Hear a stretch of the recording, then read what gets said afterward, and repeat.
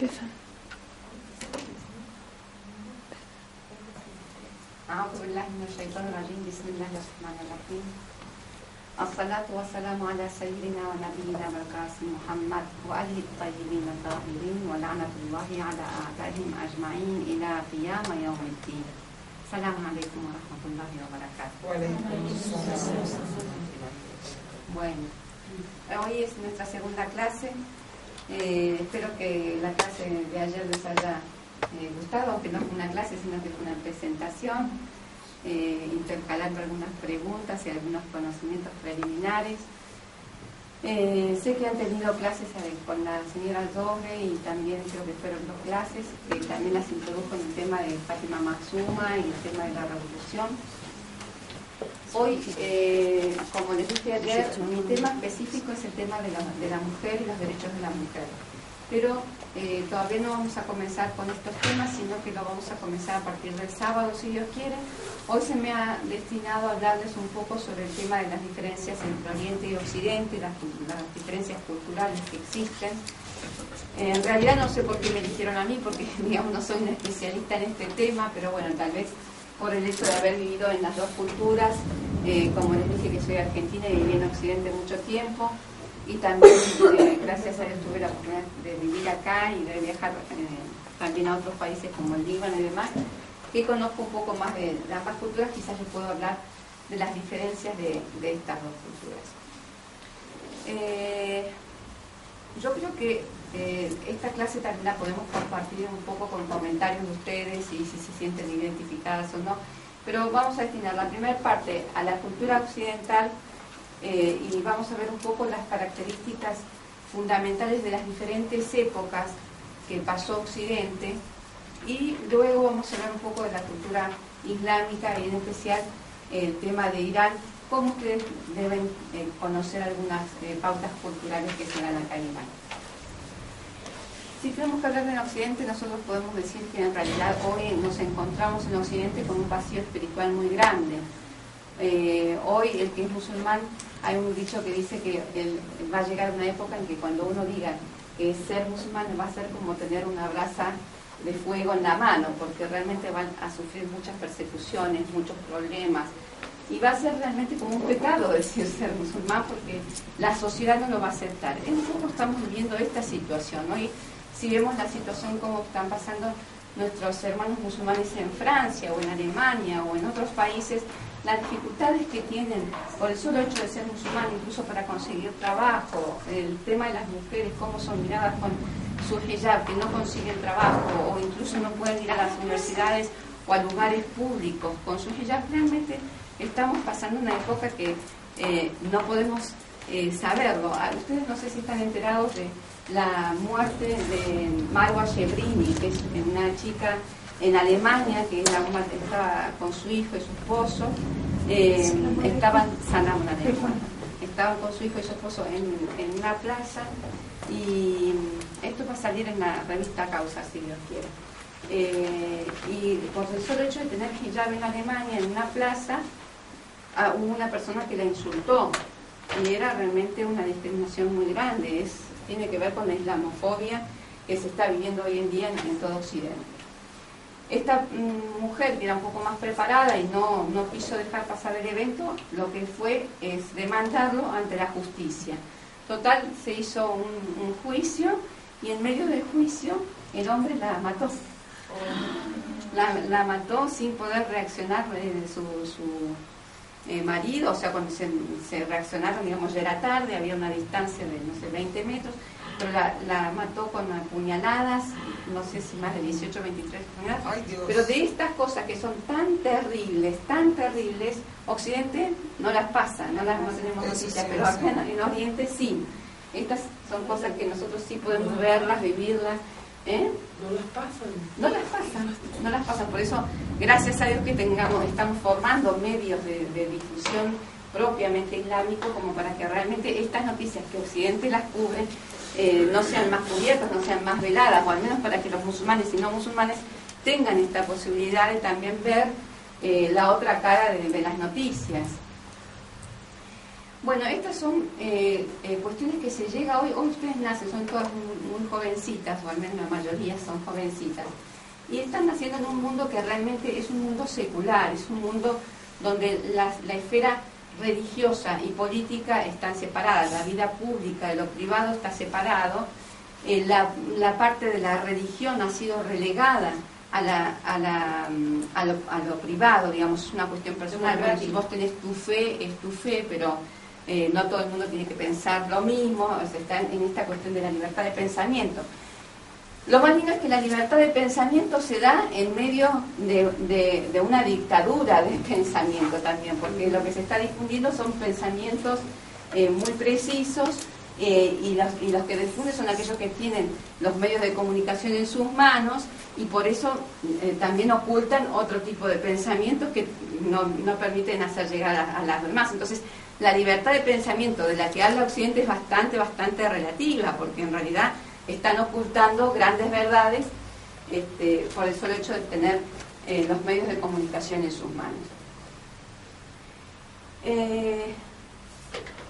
En Occidente lo que se está viviendo es el poder del hombre, el poder secular, el poder de Satanás también, decimos, que está dominando toda esta cultura en contra de la religión. Ahora, Occidente en realidad tiene una contradicción en sí mismo. Occidente en realidad es una falacia cuando él dice estamos dividiendo, digamos, cualquiera puede tener libertad de religión y libertad de profesar su propia religión, el derecho del niño a ser educado en una determinada religión con los valores que le ven a sus padres, pero en realidad hasta qué punto esos valores que sus padres le quieren transmitir a sus hijos pueden ser practicados por ese chico cuando toda una cultura está en contra de esos valores. ¿Cómo un chico de 9, 10 años u 8 años le podemos inculcar la religión islámica cuando todo el mundo dice, pero ustedes son terroristas, pero ustedes no hacen así, o cuando están todo el tiempo con los jueguitos, con las computadoras, con la música, con los bailes, cuando todos los programas son realmente antirreligiosos? ¿Cómo enseñarle a esas criaturas y transmitirles esa fe? Más que nada a las niñas de 9 años que ya tienen que empezar a cumplir con sus obligaciones religiosas del hijab y demás. ¿Cómo darle esa personalidad a las niñas cuando todo se les cierra el camino? Entonces, realmente es muy mentiroso Occidente cuando dice que hay una libertad, porque es una libertad coartada. Ahora, por ejemplo, también encontramos que los judíos o los cristianos pueden llevar sus cruces o pueden llevar la kipá, o un budista, no sé, vestirse con ropas amarillas y no sé qué otro tipo de ropas, o decir que son vegetarianos, entonces no comen determinadas cosas. Pero un musulmán que dice, no, yo no bebo alcohol porque es dañino y mi religión no me lo permite, o no como cerdo, pero qué religión atrasada, pero qué religión cerrada, pero qué religión ya se pasó la época de la religión, en esta época ya pasó, ya con tanto se justifica en el tema del cerdo que no se puede comer porque antes no se podía comer porque tenía la triquinosis, no sé, el problema de enfermedad de una bacteria de una determinada época, pero esa época ya pasó. Entonces, en realidad, vemos que hay hoy el Islam termina siendo cercado por este Occidente que realmente cada vez lo sataniza más, lo pone en el lugar del enemigo. Entonces, bueno, tenemos que entender un poco qué está pasando, ¿no? Un poco hay que conocer a Occidente desde sus raíces, cómo es que nace. Por eso yo elegí un artículo que está en este libro, que no sé si lo tienen, que se llama El Islam ante el nuevo orden mundial. Ese es un conjunto de conferencias que se hicieron en un seminario, creo que fue acá en Irán. Pero el más interesante que me pareció fue que da una conclusión, pero además comienza con algunas etapas de Occidente que es el que mejor las define. Yo quiero un poco ponerlas en el pizarrón, dando algunas características típicas de lo que es Occidente, las etapas que pasó, con sus características específicas de cada etapa, y ver un poco la evolución para que conozcamos un poco cómo llegamos a esta época, ¿sí? Entonces, tenemos la primera época, que ustedes son 4 épocas, si queremos dividir Occidente se divide en 4 épocas, que son la época antigua, la época media, la edad antigua, la edad media, la edad moderna y la edad contemporánea.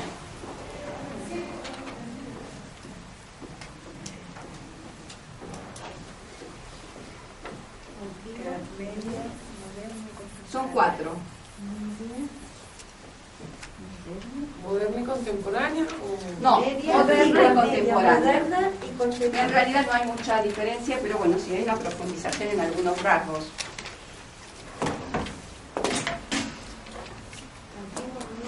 Moderna y contemporánea.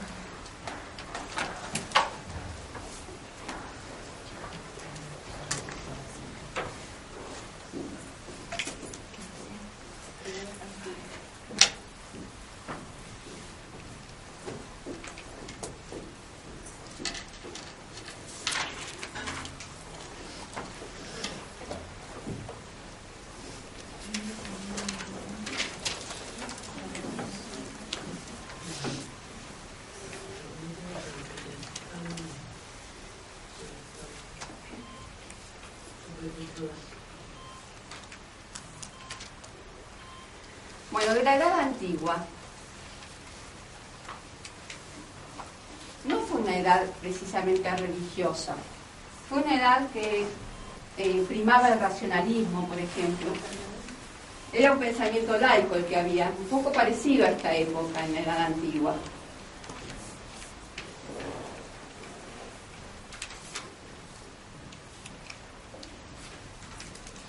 Tenemos que poner la fecha, ¿no? Del siglo X antes de Cristo al siglo V después de Cristo. Un pensamiento laico. Había una libertad de pensamiento.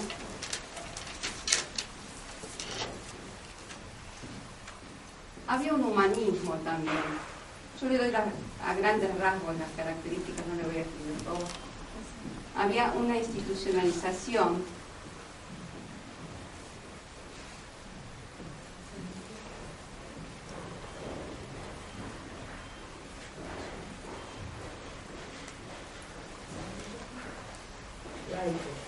un racionalismo y un objetivismo y el realismo. Es un poco parecido a esta situación, ¿no? Hermano, disculpa, ¿la fecha cuál es ahí? ¿Cómo? La fecha. Del siglo X antes de Cristo hasta el V después de Jesucristo.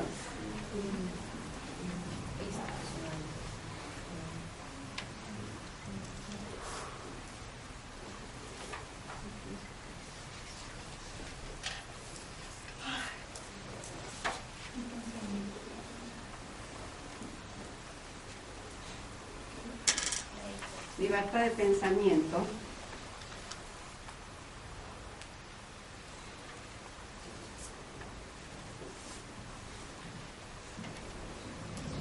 Bueno, acá vemos que todavía el pensamiento religioso no regía tanto, fue como fue antes de Jesucristo, digamos, todavía en Occidente no había una idea religiosa precisamente.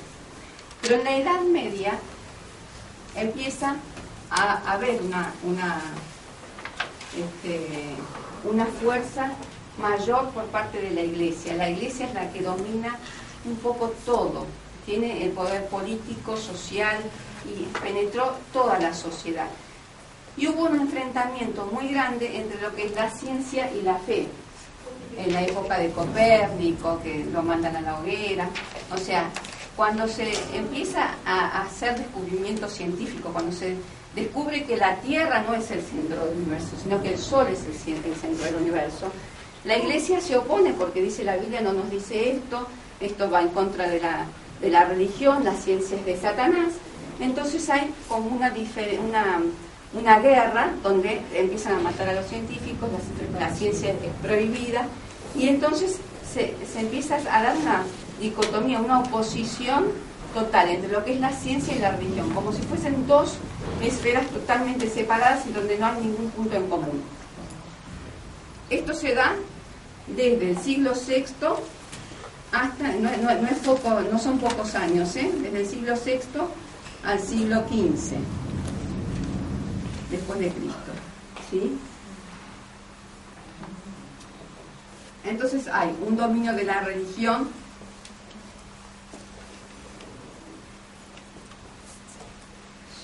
la desaparición de las diferentes ideas o visiones del mundo,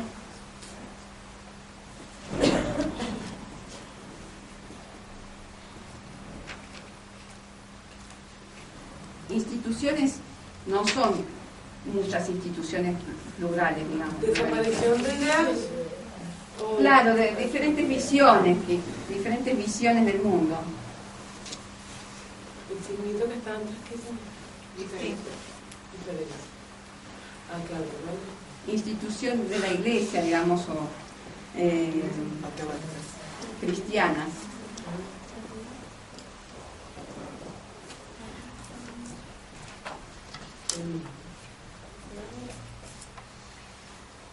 Los seguidores de Cristo eran como que actuaban como partido, actuaban como seguidores de un partido.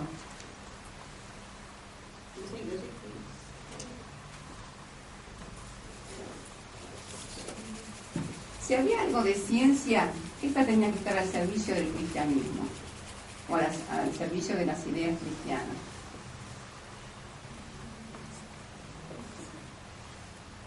El arte lo mismo. ¿Sí?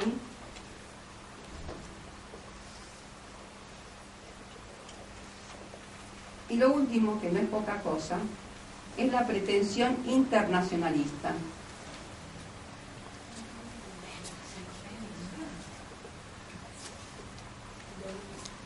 ¿Qué quiere decir una pretensión internacionalista? Que el Papa quería llegar a todos lados, no era solamente circuncidado a un país o a una región, sino quería llegar a todos lados. Por algo también se dieron las cruzadas, donde se hace un enfrentamiento con todo el mundo y con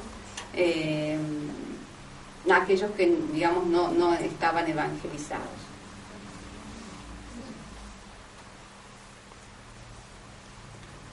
La era moderna es del siglo XV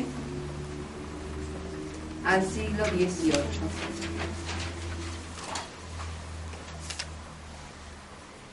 ¿Qué pasó? Esta es la que marca el punto de inflexión más que nada. ¿Qué pasó acá? Ha habido tantos abusos por parte de la Iglesia, tantos abusos en esta época que fue la era de la Edad Media, por parte de la Iglesia, que se ha creído con el derecho a matar, digamos, a los científicos, a meterse en todo. Ha habido una estratificación de las clases, ha habido un privilegio del clero, había una convivencia entre la monarquía y el clero también, la aristocracia. Entonces, se ha pasado a una reacción que ha dado lugar a la abolición de prácticamente todo esto. Si en esta época era la religión la que dominaba, ahora va a ser el secularismo el que domine. Si acá la institución era cristiana, van a pasar a ser todas las instituciones pluralistas, digamos, diferentes ideas, todas son iguales, no hay ninguna que predomine sobre las otras cosas. Si había una desaparición de visiones del mundo, empieza a haber diferentes visiones del mundo. La ciencia empieza, el auge de la ciencia, el arte, la fe, pero a nivel de lo humano. Acá si había un arte o una ciencia, todo en relación digamos, al servicio de la Iglesia. Ustedes ven en el arte, los cuadros, acá tenemos una artista, los cuadros de cómo son en la época de la Edad Media, todos religiosos, las vírgenes, todas las representaciones de la Iglesia. Mientras, de las imágenes, ¿no? Mientras que acá viene a ser el humanismo, el hombre pasa a ser el centro. Acá el centro era Dios, acá pasa a ser el hombre el centro del universo. Empieza a hacerse, las ideas del hombre son las que predominan, el Dios es el hombre mismo, la idea propia del hombre que prima, la inteligencia, la razón, el racionalismo, la lógica. Perdón. En la Edad Media las ideas de Dios las que predominaban o de la Iglesia. Bueno, las ideas de la Iglesia, pero ya bueno, cuando se dice de Dios, digamos que había una idea religiosa donde había un deísmo, digamos, no había un ateísmo, había un deísmo, aunque sea, digamos, trinitario y demás, pero bueno, era un mundo religioso. Entonces, en esta era podemos decir que fue el auge de diferentes escuelas literarias, por ejemplo.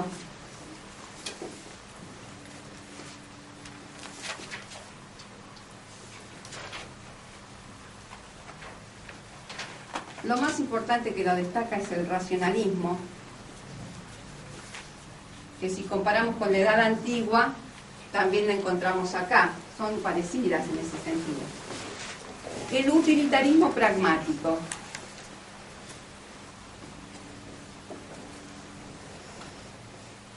¿Qué quiere decir esto?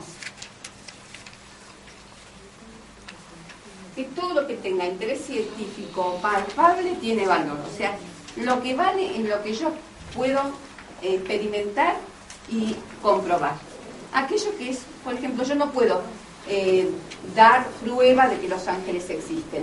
Entonces, no me preocupo, no es un área de la ciencia, no es un área científica de la investigación de los ángeles, si existen o no. ¿Por qué? Porque yo los ángeles no los puedo ver, entonces yo no los puedo experimentar, no los puedo palpar, no puedo hacer una experiencia, entonces por lo tanto no es preocupación de la ciencia, no es de nuestra área, no es científico. Entonces no existe, por eso Dios, digamos, para ellos es subjetivo.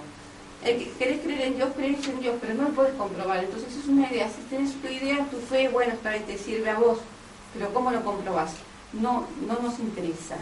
Entonces, Occidente, con esta idea de lo sensible, ha reducido, digamos, la visión que era el cielo y la tierra que había en un mundo religioso, el cielo y la tierra como un conjunto, o sea, las acciones tenían un sentido, lo lícito y lo ilícito, en función del otro mundo, en función de Dios que va a juzgarnos y demás, todo eso se termina y pasa a ser, digamos, el tema sensible y lo empírico. Entonces la religión no tiene más cabida, porque ¿cómo comprobamos de que vamos a ser juzgados? ¿Cómo va a ser nuestra vida después de la muerte? ¿Cómo va a ser la resurrección?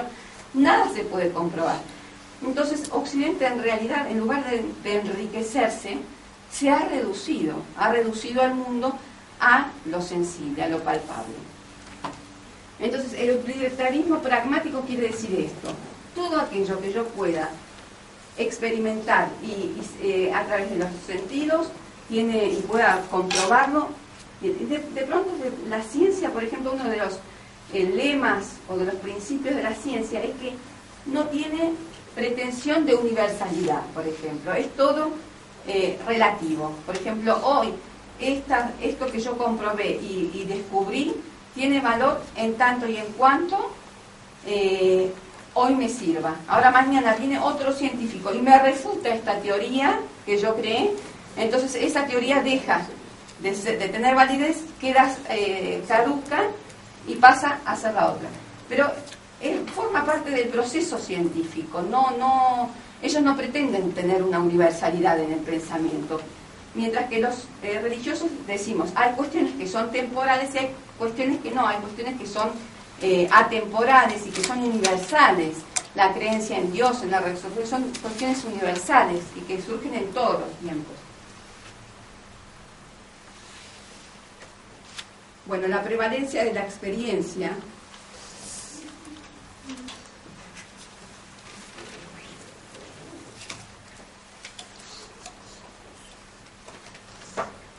y simultáneamente la negación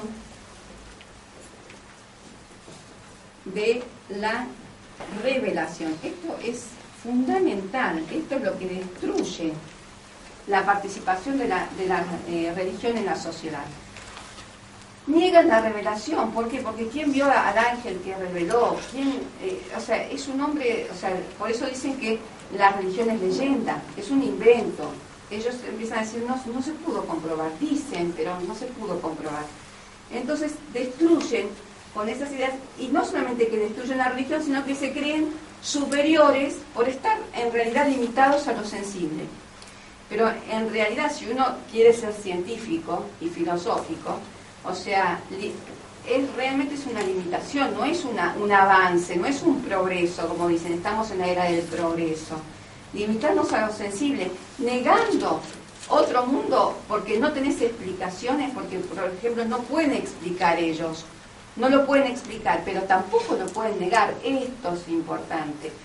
Si bien ellos no pueden explicarlo completamente desde sus teoremas o desde sus principios, que son los empíricos y son los sentidos, en realidad tampoco lo pueden negar en función de una honestidad científica, porque el hecho que no lo puedan comprobar no significa de que no exista. ¿Quién puede negarlo? ¿Quién puede negar cuando nosotros pasamos a existir? ¿Por qué razón? Ahora inventan que por el Big Bang o por esto. Eso no da la explicación de nuestra existencia y el sentido de la vida. Cosa que la religión sí lo da y la revelación lo da. Pero ellos no profundizan. Dicen, no, es muy complicado, no me interesa. Pero en realidad, esta reducción que hacen ellos a lo empírico, lo presentan como progreso. Ese es el problema. Ese es el problema, que ellos se presentan como que no queremos ser universales, pero pretenden inculcarlo a todo el mundo y se hace como conocimiento universal. Pretenden limitarse a lo sensible, pero pretenden que todo el mundo lo acepta como que esto es el progreso. Esta es la época del orden y el progreso.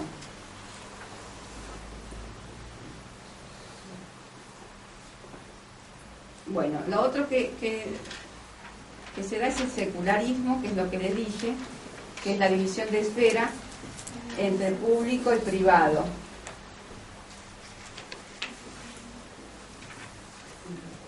Este es otro de los grandes problemas y de los grandes pecados que hemos tenido, que de las grandes desgracias, yo diría, que estamos viviendo en este mundo y que de la cual Occidente es culpable, que limitó lo privado, la religión a lo privado, y las cuestiones de la política, por ejemplo, a lo público, dividiendo de este modo lo que es política de religión, haciendo una diferencia entre lo que es la tierra y el cielo. Esto es una cuestión terrenal y esto es algo celestial. Entonces, si acá no había una separación entre cielo y tierra, era un todo, acá no, acá se divide. El cielo está arriba, la tierra bien abajo. Esto corresponde al mundo, esto corresponde a lo celestial.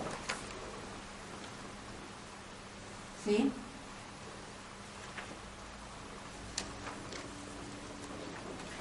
Y la democracia. ¿La democracia qué sería? Ya no rige el pensamiento, como decíamos acá, de una religión que domina o una idea que sea basada en la revelación, sino que lo que domina es la opinión de la mayoría. Si la mayoría racional piensa esto, entonces domina esto es la democracia. Entonces es el gobierno de la mayoría.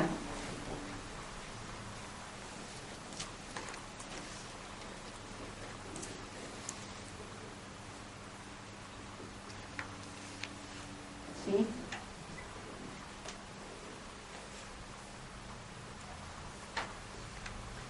Y después hay otro punto que surgió el protestantismo. El protestantismo tiene algo positivo, que tiene dos posturas. Tiene una crítica, que es la crítica a la Iglesia por sus posturas tan intransigentes, y también al mundano, al sistema imperante en el mundo, a los valores mundanos. Y lo que quiere es la tradición religiosa.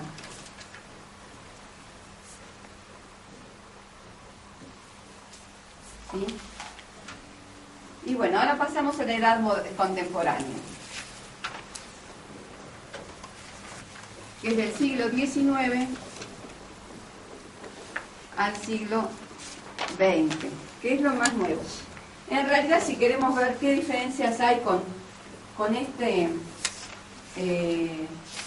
era moderna, en realidad no hay mucha diferencia, sino que es yo lo llamaría como la continuación y la profundización de este proceso que se inició, ¿sí?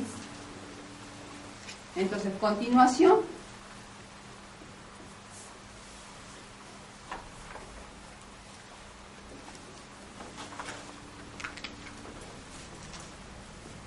y profundización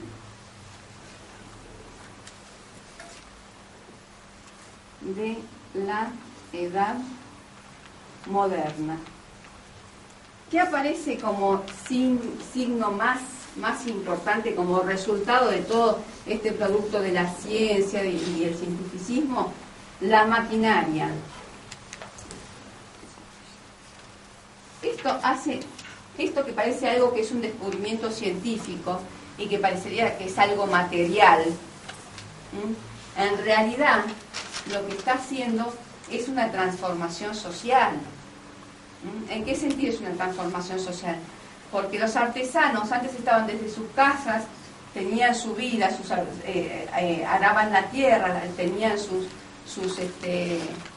manos como herramientas de trabajo. A partir de la maquinaria se hace el traslado del campo a la ciudad y empieza a haber toda una transformación social donde ya empiezan a ser, ya no son, ya pasa a ser la relación de patrón-empleado, ya no son dueños de su arte, ellos hacían todo con sus manos, ellos eran un trabajo totalmente creativo, pasan a ser personas monótonas, donde siempre empiezan a cumplir un tipo determinado de trabajo, que incluso después, bueno, si queremos profundizar un poco más con lo que se hace el Fordismo, el Toyotismo, toda una cantidad de procesos que se fue haciendo, que fue el tema de la cinta, empiezan a desmembrar el trabajo. Antes el artesano comenzaba haciendo un tipo de trabajo y lo culminaba él era el artista, él presentaba su trabajo. Ahora no, cuando se hace la maquinaria, no, yo hago todo el tiempo así. El otro pasa con la cinta, el otro hace así. Entonces va cambiando, entonces hace una transformación en la vida de las personas. Una esclavitud. Hay una esclavitud de otro tipo. También el tema de cuando empiezan las maquinarias, muchos quedan también desocupados, porque las computadoras y demás, muchos han reemplazado mucha gente, y entonces empieza a haber todo un proceso de desocupación. Ese proceso de desocupación trae problemas en las familias, ese problemas en las familias trae mucha angustia, trae mucha depresión. Entonces el mismo sistema del capitalismo, el mismo sistema hace. ¿Por qué fluye, digamos, la época de la psicología? ¿Por qué tantos psicólogos? Porque necesitan necesitan una contención social.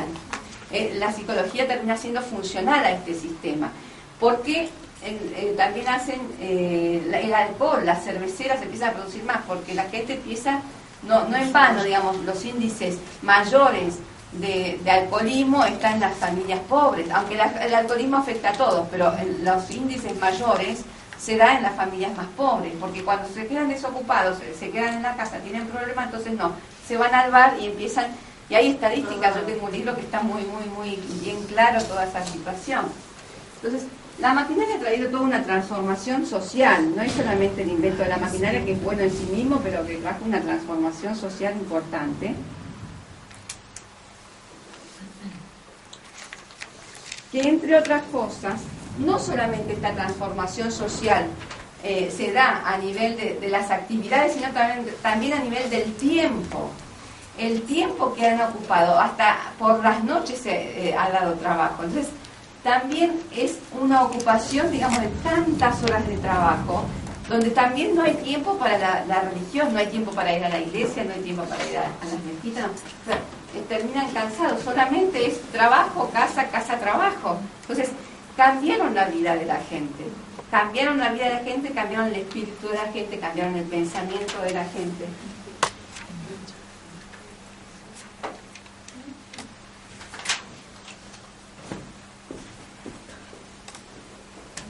es la importancia, bueno, hay una crisis de valores.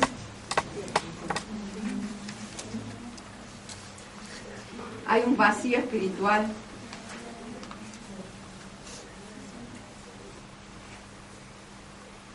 Que es lo que les digo como consecuencia de todo esto. Hay un consumismo desenfrenado, o sea, pretenden suplantar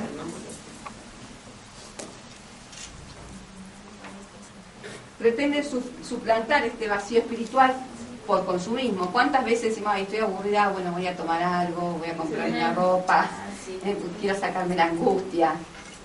Antes uno decía, voy a pedir a Dios, voy a adorar, voy a hacer tal súplica, tal rezo, voy a hacer a la noche tal cosa, voy a ir a la iglesia, voy a ir a la mezquita, voy a juntarme con creyentes. No, ahora no, bueno, vamos a tomar algo, me voy a comprar algo lindo, me va a divertir, es algo divertido. Entonces cambiamos un poco esa necesidad espiritual por la diversión. Hay una alienación, esto es el concepto importante, hay una alienación y pérdida de identidad del hombre.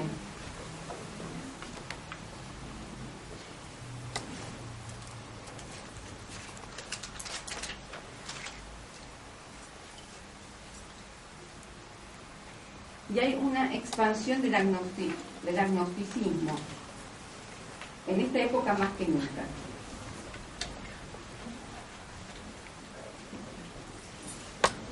¿Qué es agnosticismo? No creer en Dios. Agnóstico, no creer en Dios.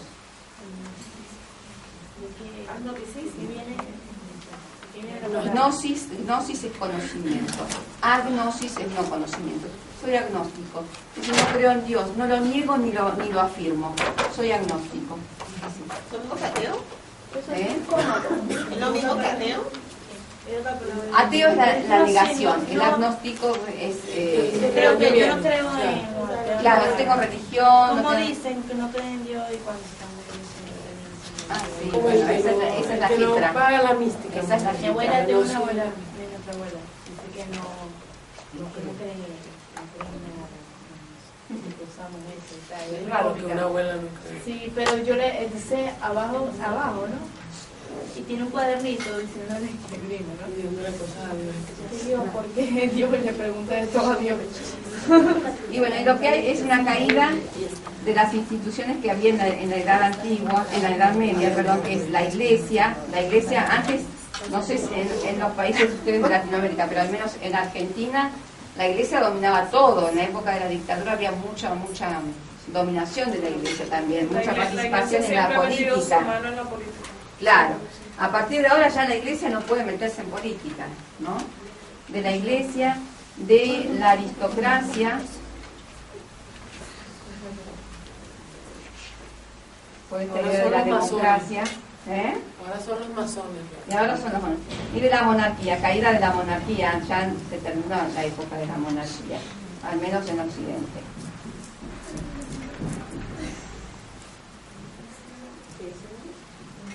Bueno, esto es a grandes rasgos lo que es el Occidente, digamos, las diferentes etapas de Occidente. Que me pareció interesante mostrárselos de esta forma para que ustedes entiendan por qué llegamos acá, digamos, cómo es que se llegó acá. Porque uno nace y de pronto dice, bueno, el mundo es así, pero el mundo no, se fue construyendo. Hubo etapas. ¿Cómo se llegó a esto? Se llegó a esto, en gran parte, el disparador fue la Edad Media. Los abusos de la iglesia en la Edad Media. Por eso tenemos, por ejemplo, a Roger Golodí. Roger Golodí es un intelectual que se convirtió en Islam, pero que fue un militante marxista muy importante, muy activista, y que se hizo musulmán. Ahora Marx, que está en contra de la iglesia y en contra de la religión, y es el famoso dicho que dice, la religión es el opio de los pueblos, encontramos de que Golodí, como musulmán, dice que en realidad como marxista, no digo, este hombre Marx tenía razón cuando decía que la religión es el opio de los pueblos, porque cuando Marx escribió eso, lo escribió refiriéndose, haciendo referencia a la Edad Media, al dominio de la iglesia. Entonces, acá tenemos un punto que es importante tener en cuenta. cuando nosotros hablamos de religión y vemos que hay tanto escepticismo en la religión, tanta negación, tanto rechazo hacia la religión, en realidad ese rechazo hacia la religión se refiere a esta época donde se han hecho, digamos, no solamente se ha matado a la gente, digamos, a los científicos y demás, sino que ha habido demasiados privilegios para el clero y para la monarquía. Eso fue el problema. Hubo demasiado privilegio y a los pobres no, incluso en lo intelectual. En lo intelectual, por ejemplo, la Biblia la podían leer los intelectuales o el clero nada más, pero no todo el mundo, no se podía repartir la Biblia a todo el mundo. Entonces ha habido demasiados excesos. Entonces quedó una asociación de lo que es la religión a lo que fue la actitud del clero en la Edad Media. ¿Entienden? Entonces, por eso, cuando nosotros queremos hablar del Islam, tenemos que decir, hay una diferencia. El Islam es un modo de vida, el Islam viene como la última religión. Tenemos nosotros también, digamos, muchos puntos en común con la Iglesia en lo que hace a la creencia, en lo que hace a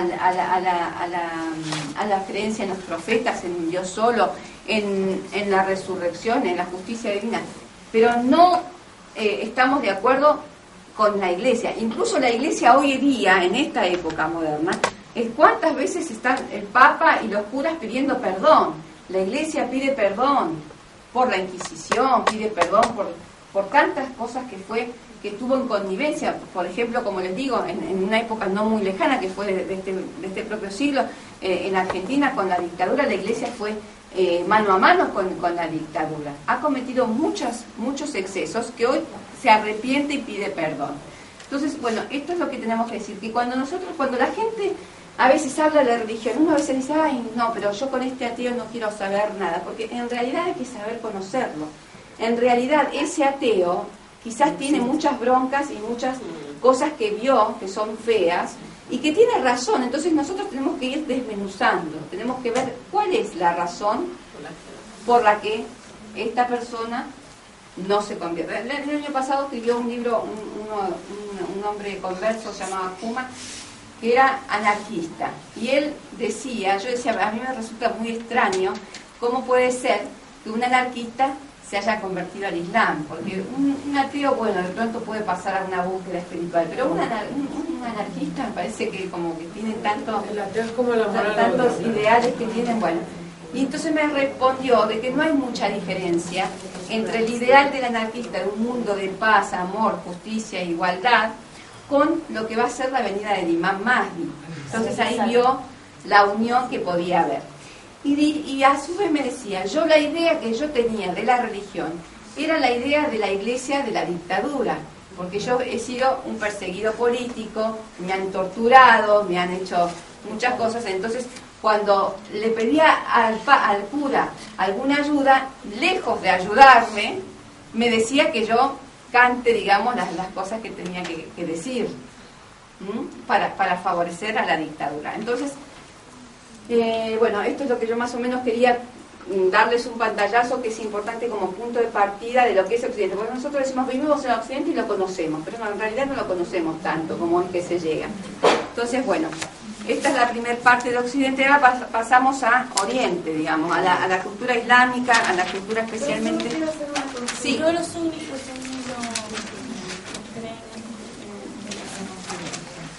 Sí, no ha llegado. Ellos en realidad tienen su suerte, pero las tienen. Sí que viene alguien Que no ha nacido. Sus fuentes, pero no, claro. Dicen que no ha nacido. que no ha nacido. Quisiera agregar algo. Sí. Los sunnitas dicen que Así como se vienen dando las cosas de toda la explicación súper rápida que nos está presentando. creo que El resultado es súper importante porque lo que es la conciencia en el ser humano en Occidente está también armonizada. Chicas, por favor, que tenemos una hermana que está hablando. Entonces, bueno, la consecuencia de todo esto es que hace que nuestra conciencia a nivel de Occidente, digo nuestra porque soy parte de lo mismo, está como maquinizada. Entonces, cada vez el ser humano es menos ser humano y es más máquina. O sea, exactamente. el ser menos ser humano está alejándose más de saborear las cosas que tienen que ver con el espíritu. Es decir, la fe, como un atributo del espíritu, cada vez más va perdiendo espacios en Occidente. Y como consecuencia de eso vemos la violación de la conciencia que practica la gente sin darse cuenta de que está violando la conciencia divina dentro de sí mismo y la conciencia divina macro, digamos así, Claro. lo social. Y hay un ingrediente ahí que va a formar parte de lo que se llama el inconsciente. ¿Sí? El inconsciente como aquello vivo en nosotros, como aquello que trasciende transgeneracionalmente.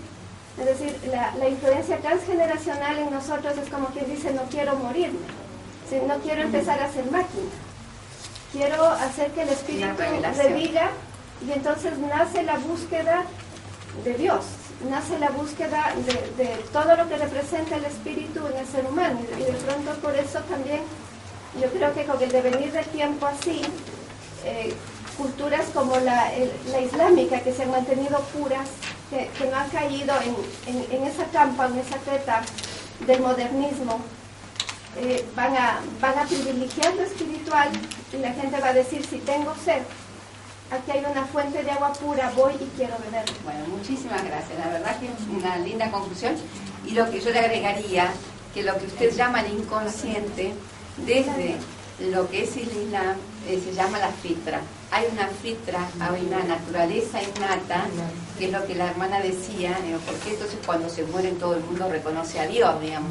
Hay esa cuestión interna, que usted llama inconsciente, que nosotros decimos la fitra. Todos tenemos una fitra, o esa voz interior con la que nacemos, pero que después a través de la vida, los años, la sociedad y la formación y la educación, digamos, se va transformando, y esa vez cada vez se hace más silenciosa, pero siempre está permanente. Eso es muy lindo lo que ha dicho. Y yo respecto a esto me gusta decirles una frase de René Guénon, que dice, fue necesaria una depreciación y una disminución de la intelectualidad para que el progreso material, porque se hizo hincapié en lo material, llegara a tomar una importancia lo suficientemente grande como para franquear ciertos límites. Pero una vez que comenzara este movimiento y que la preocupación por el progreso material fue absorbiendo poco a poco las facultades del hombre, esta conciencia, la intelectualidad ha seguido debilitándose gradualmente, porque ya empezó el proceso. Entonces, primero fue lo material, que a la vez que iba emergiendo lo material como el peso, digamos, más importante en la sociedad, la intelectualidad y la fe fue disminuyéndose. Y una vez que lo material afloró, ya el proceso siguió solo, digamos, no hizo falta hacer demasiado hincapié, digamos, fue por inercia. Sí. Pero eso, disculpa, eso yo pienso que no se quitaría hasta que nosotros no nos hagamos un autoanálisis dentro de lo que es la creación del ser humano. Porque dentro de este universo nosotros reconocemos que estamos a un nivel de materia, porque prevalece la materia, prevalece nuestro cuerpo. Por ende nosotros tenemos una ley nata de naturaleza, de desarrollarnos, superar la materia. O sea, ahí está nuestro reto realmente. Entonces, mientras nosotros no aprendamos a reconocernos, lo que nosotros somos, lo que nosotros lo que fue. Bueno, de eso se trata. El tema es cuáles son los espacios que en Occidente se dan para reconocerse a sí mismo, que es lo que está diciendo yo. Han matado la intelectualidad. O sea, uno tiene que tomarse ese retiro o esa forma, digamos, de pensar, o de no alienarse, porque lo que hay, cuando yo hablo de alienación y pérdida de identidad, es eso, es alienación lo que hay, es uno acepta todo lo que le viene y hace, sin meditar, porque si uno porque quiere... nos enseñan nada más. Claro. Ya, bueno, esta era una acotación. Sí. Mi pregunta es la siguiente. Cuando te preguntan, ¿por qué tú dices que el Islam es la última religión? ¿Qué tú respondes? ¿Por qué? ¿Por qué es la última religión? Porque fue la última religión revelada, con revelación. Que el Corán dice, el profeta dice, es el sello de los profetas, viene a corroborar los anteriores mensajeros. Y digamos, no hubo nadie que se proclamó profeta después, digamos, como para decir yo traigo una revelación y demás. Pero aparte, porque el propio Corán aseguró eso, y es la más moderna, la que corroboró las Y el anteriores Corán mensajes, no. no vino a negarlo. Y el Corán tiene información que no es, aparte de que no se puede transgredir lo que dice el Corán, y todo como está en el Corán se comprueba con la ciencia que hay en él. Entonces, ningún otro libro, ninguna otra Nadie religión pudo tiene esa refutar al ciencia. Corán, por ejemplo. Nadie pudo traer otro Corán, digamos, por más que se... Aunque ahora De hecho, están creo haciendo que uno, se- ¿no? Ustedes no van a poder hacerlo. Están haciendo un Corán. ¿Quién? Sí, no sé si es... Bueno, no sé qué se chicas, pronuncia. ¿Bagdad Debe es más ser- bien? Los enemigos del Islam. Jamás.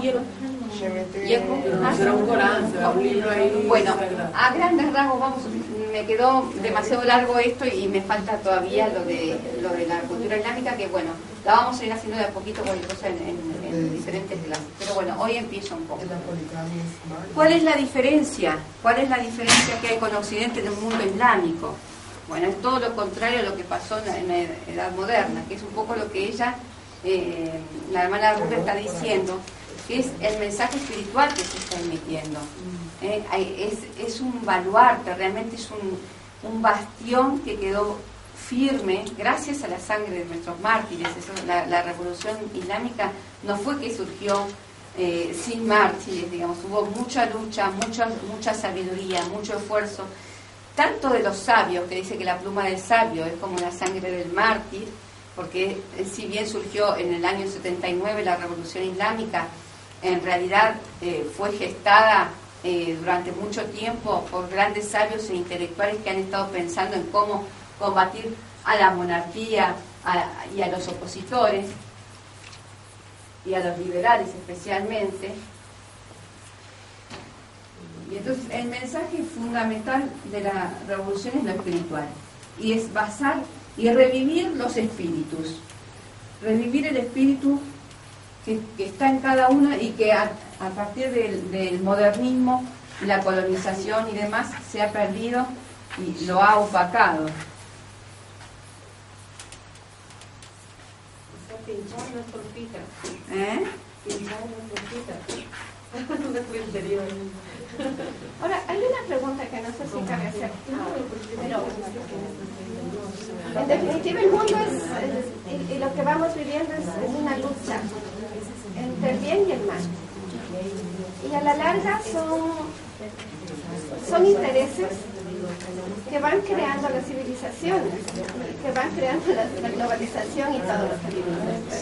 Entonces la pregunta sería, La lucha. ¿por qué se planeó, por qué es planear todo este proceso a través de las edades para llegar a matar el espíritu de la gente en Occidente? Porque Satanás, digamos, trabaja. No te entendí bien la pregunta, pero digamos, hay una lucha de intereses. Claro, es una lucha de fuerzas. Bueno, lo que pasa es externas. claro, hay una lucha de fuerza. Lo que pasa es que hay intereses. Y la diferencia que hay entre lo que es el materialismo y el espiritualismo es que en realidad el materialismo es más fácil. Es como ellos dicen, es lo palpable, es lo empírico. Lo otro es muy complicado. La misma lo explica muy bien en el libro de que por qué algunos no lo siguen. Y él dice justamente que es muy complicado. Hay muchos dicen que es demasiado complicado, no lo pueden interagir. No están en esa búsqueda.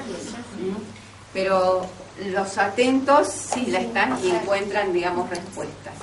Entonces, lo que estamos pasando ahora en la posmodernidad, digamos, ya estamos en la época posmoderna, hay un resurgimiento religioso. En Oriente. En todo el mundo, en Europa también. Este artículo es del señor Rayad.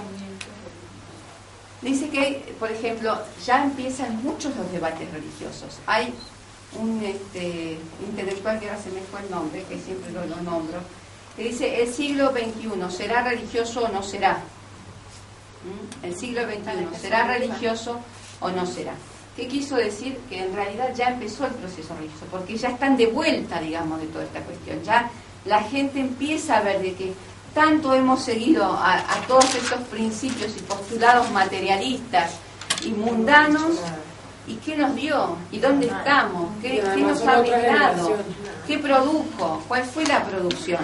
¿Y a quién benefició? Porque si uno quiere ver en realidad lo que fue el orden del progreso de Occidente, ¿a quién benefició? Trajo más pobreza, más drogadicción, más prostitución, más diferencias sociales. O sea, en realidad ha beneficiado a una minoría privilegiada, en detrimento de los más pobres y oprimidos, pero con un discurso engañoso, que es el tema de la igualdad, la libertad, la fraternidad.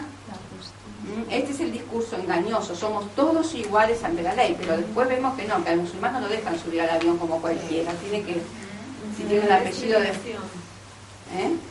Entonces, claro, entonces no todo el mundo. Por ejemplo, un montón de cuestiones hay, por ejemplo, el tema de la mujer, los derechos de la mujer, somos todos iguales, el tema de la mujer y el hombre, son todos iguales, ¿no? Pero es más, la mujer tiene más derechos. Las mujeres sí que tienen más derechos, pero en realidad la mujer ha perdido un montón con esta feminización, con este feminismo, porque le ha hecho cargarse sobre su mochila un montón de responsabilidades que antes gozaba y que se las servían en bandeja y en regalo. Pero ahora no, en nombre de la libertad, de la independencia económica, de la mujer que tiene una entidad, claro, pero ¿por qué Occidente hizo esto? O sea, también se vuelve a lo mismo. Se vuelve a pasar de que la mujer en la edad media, digamos, estaba oprimida,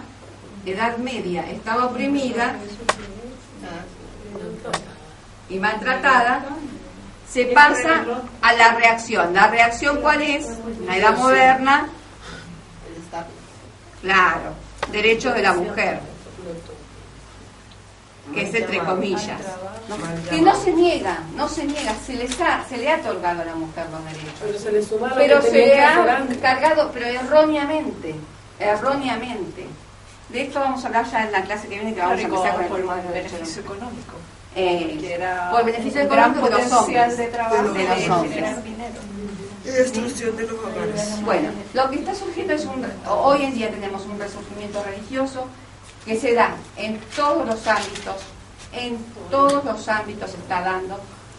Hoy el resurgimiento religioso parte principalmente a partir de la revolución islámica, que ha tenido una gran influencia en el mundo, porque si nosotros como difusores, los que estamos hace mucho tiempo en la difusión, nos damos mucho cuenta que a partir de que la revolución islámica empezó a hacer centros en diferentes lugares del mundo y empezó a difundir la religión, en todos otros centros como contra a la propia revolución, en nombre de lo religioso han creado otras instituciones.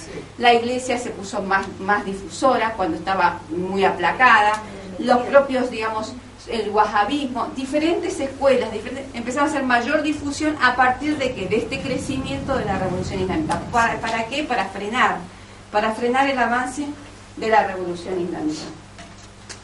Tenemos, este hombre da muchísimas estadísticas. Ok. Tenemos que terminar la clase, que las vinieron a buscar, chicas. Van a ir al Haram. Estadísticas que hay, debates en Europa, estamos hablando del surgimiento en Europa. Los jóvenes empiezan a reunirse para el tema religioso por necesidades religiosas, necesitan una religión. Cuando se cayó el muro de Berlín, empezaron a construir iglesias en toda la Unión Soviética. Bueno, empezaron a haber un montón de reacciones. Después les puedo pasar el artículo, las estadísticas que hay y demás. Y después las seguimos pasando a la Muhammad o a Ali Muhammad.